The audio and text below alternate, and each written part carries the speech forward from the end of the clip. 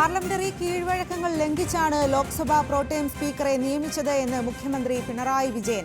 പ്രതിഷേധാർഹമായ നടപടിയെന്ന് മുഖ്യമന്ത്രി. കൊടിക്കുന്നിൽ സുരേഷിനെ തഴഞ്ഞത് എന്തിനെന്ന് കേന്ദ്ര സർക്കാർ വ്യക്തമാക്കണം. സവർണ രാഷ്ട്രീയമെന്ന് സംശയിക്കുന്നവർക്ക് ബിജെപിയുടെ മറുപടി എന്ത് എന്നും പിണറായി വിജയൻ ചോദിക്കുന്നു. പാർലമെന്ററി ജനാധിപത്യ മര്യാദകളെ അംഗീകരിക്കില്ലെന്ന് ധാർഷ്ട്യമാണ് ബിജെപിക്ക്.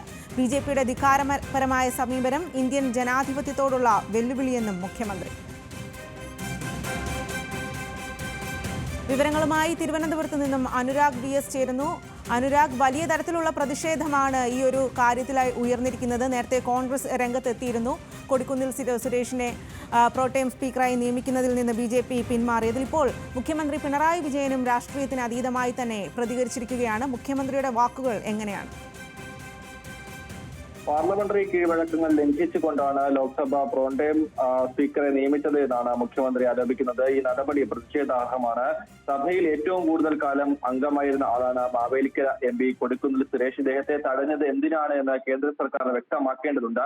സംഘപരിവാർ പിന്തുടരുന്ന സവർണ രാഷ്ട്രീയമാണ് ഈ തീരുമാനത്തിന് പിന്നിലെന്ന് സംശയിക്കുന്നവർക്ക് എന്താണ് ബിജെപിയുടെ മറുപടി എന്ന് കൂടി മുഖ്യമന്ത്രി ചോദിക്കുന്നു. പാർലമെന്ററി ജനാധിപത്യ മര്യാദകളെയും സഭയിലെ കീഴ്വഴക്കങ്ങളെയും അംഗീകരിക്കില്ല എന്ന ധാർഷ്ട്യമാണ് ബിജെപിക്ക് ഉള്ളത്. ഇക്കഴിഞ്ഞ ലോക്സഭയിൽ ഡെപ്യൂട്ടി സ്പീക്കർ പദവി 5 വർഷവും ഒഴിച്ചിരുന്ന നടപടി കൂടി ഉണ്ടായിരുന്നു.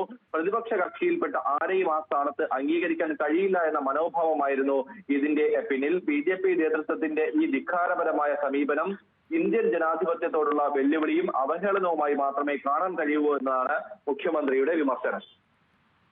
ശരി അനുരാഗ്, പാർലമെന്ററി കീഴ്വഴക്കങ്ങൾ ലംഘിച്ചാണ് ലോക്സഭാ പ്രോടേം സ്പീക്കറെ നിയമിച്ചത് എന്നാണ് മുഖ്യമന്ത്രി പിണറായി വിജയൻ ഇപ്പോൾ പറയുന്നത്. എന്തിനാണ് ഇങ്ങനെ ഒരു നീക്കമെന്ന് കേന്ദ്ര സർക്കാർ വ്യക്തമാക്കണമെന്നും പിണറായി വിജയൻ ആവശ്യപ്പെടുന്നു.